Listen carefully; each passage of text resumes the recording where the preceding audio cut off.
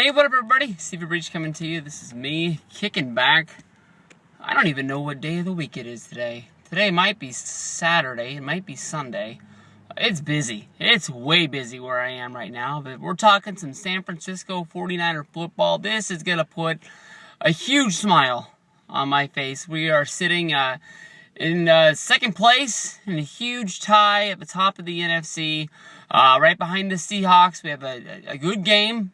Packed up. I think at the beginning of the year, I think a lot of people had this penciled as probably going to be the game of the week. But as of right now, the Atlanta Falcons really haven't lived up to what they once everybody thought they were going to be. You can almost say that the San Francisco 49ers are almost in the same boat, but it seems like they've sort of rebuilt themselves through mostly the guys coming back off the injury list, and we're back in the saddle again. We're singing some Aerosmith right now, baby. It is awesome. But, the damn Falcons, they had a lot of injuries. The line's banged up. Julio Jones really hasn't played at all this season. They have the other wide receiver on the injured reserve. He's sitting it out. Matt Ryan, Tony Gonzalez, they put this team together as, this one last run at the Super Bowl. Maybe not the last run, but at least they convinced Tony Gonzalez to come back for one more run. I think that if you're an Atlanta Falcon fan and you have that team, I'm not thinking that you're hitting the panic button, to blow this team up. I think that you're just, saying like, well, the injury bug hit us this year. We're going to have to replace Tony. There's no way we're going to be able to talk him into coming back for one more year.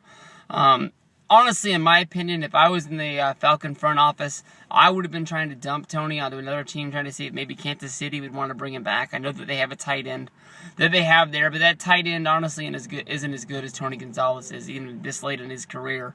If Tony wanted to keep playing, I'm sure he still could. I'm sure that if you look at his stats, they've gone down over the last few years, but still, as far as tight ends, he's still one of the best tight ends of the game. It's just a matter of how much you want to, beat your body up when you have the rest of your life to live. And I know Tony has little kids and all that stuff, and he's a good story.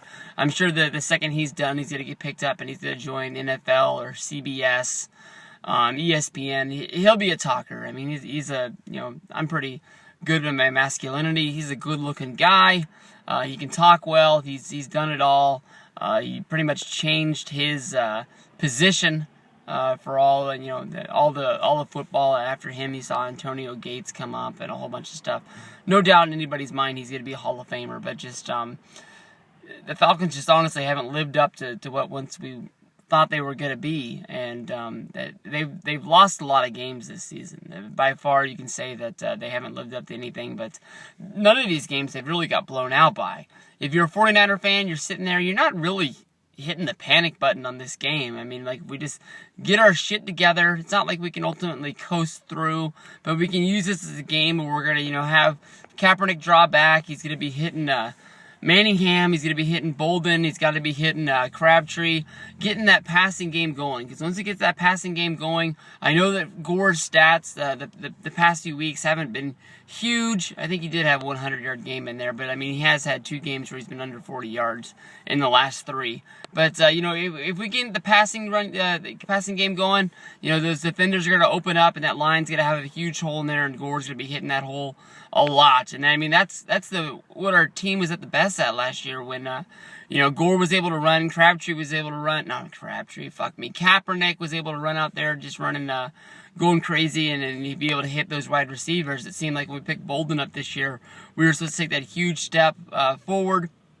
and Bolden ended up being like a huge just Band-Aid for us, with Crabtree going down, Manningham being down, and all that stuff, and just basically not being able to hit an open pass. So just as long as we're not playing from behind, we're going to be all right. Jump up on top of this team 7-0. I'm going to be happy, and we're going to be able to just sort of ride this out. It's going to be a busy day, Monday. Hopefully you can work this into your system, with Tuesday being Christmas Eve, Wednesday being Christmas.